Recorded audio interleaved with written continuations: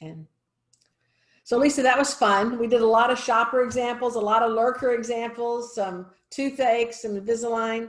Let's just talk for a few minutes about what some best practices. What are some cool tips that you saw yourself use, that you saw your team use? Some of the cool tips that I've seen to really handle the shopper thing, because, you know, we pay a lot of money to get the phone to ring, you know, through internet marketing and placement in, could be billboards, flyers, any kind of marketing.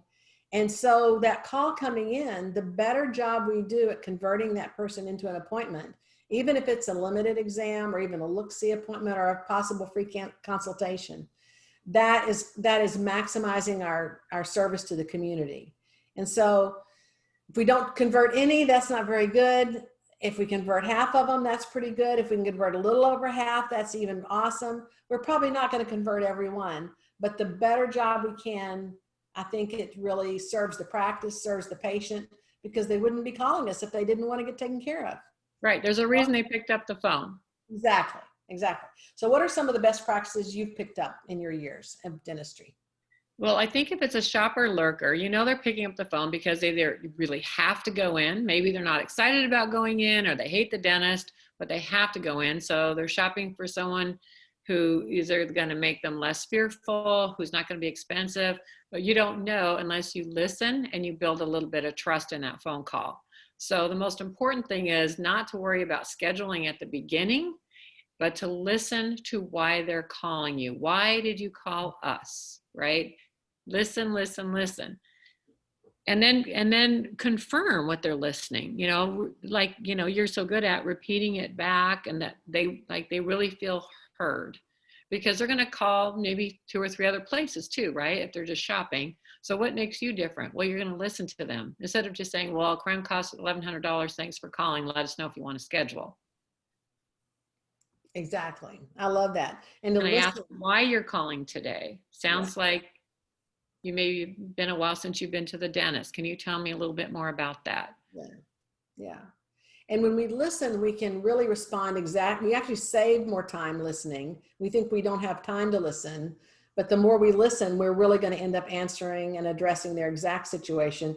We also might be able to hear fear in their voice, or uncertainty, or feeling less than. You know, sometimes people feel a little intimidated going to the dentist because it's nice and fancy, and maybe that's just not the lifestyle they have. You know, so all those reasons could be stopping them from coming in. So, but yet they called. You know, and I think, Suzanne, one of the best things you ever taught me was the permission statement, which works so well at an initial phone call, especially for a shopper lurker. Do you mind me asking, why are you calling? Do you mind me asking why you've waited so long to go to the dentist?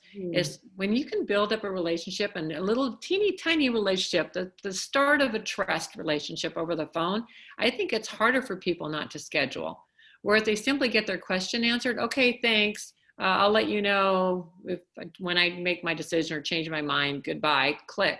But if I know your name and you know my name and I've asked you a personal question, it's a lot harder to go, okay, well, thanks, bye. Exactly. Well, every time you do that little permission, you know, if it's okay with you, let me just ask you a couple of questions. Sure. You know, that's a little micro commitment. Every little micro commitment begins to bond that relationship. So I was speaking with one of the students earlier today, and she was learning the permission statement. And as she talked about the permission statement, it was like, well, would it be okay with you if I asked you? It was almost, but it was coming from, it probably isn't okay. So we always want to come from that place of, is it all right with you if we talk a little bit about your last dental visit?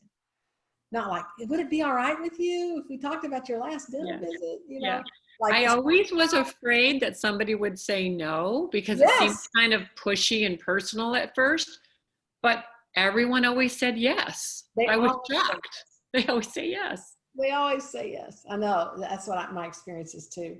I think the other thing, and we talked a little bit about redirecting. So, you know, I think in all of our examples, even though we were asking for the price of a crown, or how much is Invisalign, and the various different subjects we talked about, it was never we gave the price first.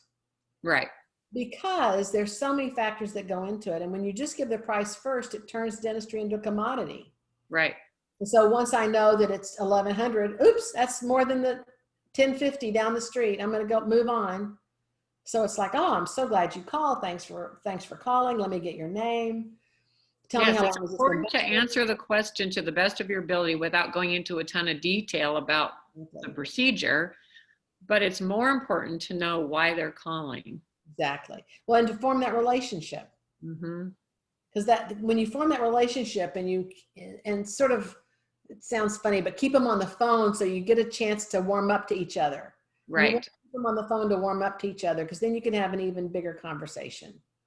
You know what I often liken it to, and this is going a little sideways on you here, Suzanne, but you ever walk into a little retail store and there's only one person in there, the person that working the shop, and just you, and it's very awkward because you feel like you have to buy something and you don't want to. So sometimes I'll just go in and I'll look really quick and go, thank you, bye. But if she's super friendly and she starts to talk to me a little bit, I linger, I look at more things, and then I probably will end up buying something. Yeah, because you felt comfortable there. And I felt like, okay, now I have a relationship with this person, as small as it is, but now I feel, I don't know, more comfortable, more connected. And also maybe I feel like more committed. Yes, yes. Well, we all are looking for human connection. We are all looking for human connection. And sometimes in the dental office, we have more of that than just about any other healthcare provider, really. We had walk-ins, people, lurkers, shoppers that would come walking in without an appointment. They were shocked. We would offer them a cookie, a cup of coffee, a quick tour of the office. I would introduce them to, even if it was an assistant walking by, this is Alicia, she's our best assistant. She would love to take care of you. And, you know, would you like to see what our operatory rooms look like? Or, you know, oh, wow, that's really okay. Yeah, I'll do that. Yeah. You know, that's so great, because the key is relationship. Is the Mm-hmm. more relationship we can build, the more we can have, you know, they're not going to trust me with their mouth and their money until they can trust me with the conversation, Mm-hmm. you know? And so so building that relationship through human connection is just so critical. Yep. Now, there are those D profiles that just want, you know, bottom line, but they are very highly tuned to relationship. Even those Ds are, right? And they know what, and they are, I think, more like tend to be high-end professionals. And so they think, I think even if they're not super talkative people, they really appreciate that you have a protocol Right. for me. Oh, you're going to offer me a tour of the office? Great protocol. Right. Maybe they're not warm and fuzzy, but they appreciate the procedures in place. Yeah, that's right. And warm, Yeah. you know, and welcoming, even if they're a little cut and dried, Yeah. you know, which is okay. I mean, people just have their own style. Let's see. Permission statement, listening, stopping by. You know, I do love the idea of the stopping by. It's in Seattle where you guys were. I mean, there's a lot of walkers around there. So that was great that y'all had, you know, those stop bys. Austin, you're not going to see it because people are in their cars unless you're in the downtown area. But in any event, you know, do you live close by, or do you go by where our office is? Stop by. I'd love to meet you. You Yep. know, Yep. if you like.